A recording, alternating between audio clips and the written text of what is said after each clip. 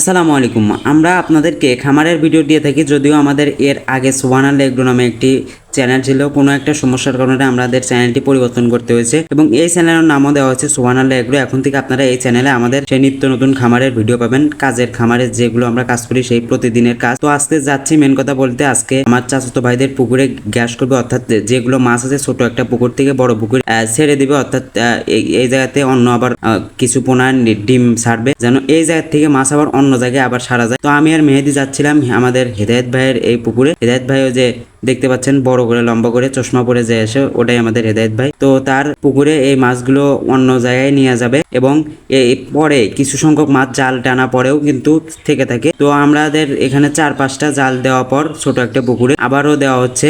এরকম ভাবে দিতে দিতে তারপরেও গ্যাস করা হয়েছে। গ্যাস করে তাও আলহামদুলিল্লাহ 10 কেজি মাছ পাওয়া গিয়েছে আলহামদুলিল্লাহ। তো জাল টানা হচ্ছে, এগুলো মাছ আবার আমাদের পিছনে যে পুকুরটা আছে ওই জায়গাতে ছেড়ে দিবে, যেন ওইখান থেকে আরো একটু বড়। এখানে মাছ ছিল সরপুটি, এইরকম বাটা, এইগুলো মাছ দেখতে পাচ্ছেন আপনারা, এইগুলো মাছই ছিল।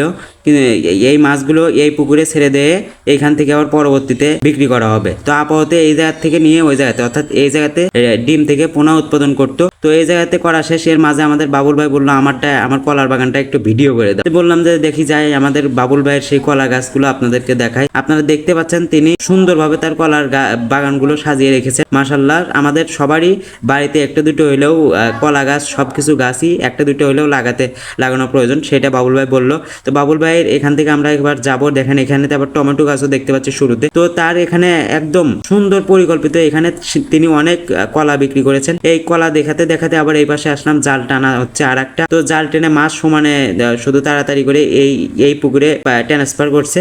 তো এবার আরো একটা খেয়া দেওয়া হচ্ছে, অর্থাৎ 4-5টার মতো জাল টানা হয়েছে। এবার মাছগুলো সংগ্রহ করা হচ্ছে একে একে। সবাই ভালো থাকবেন, আসসালামু আলাইকুম।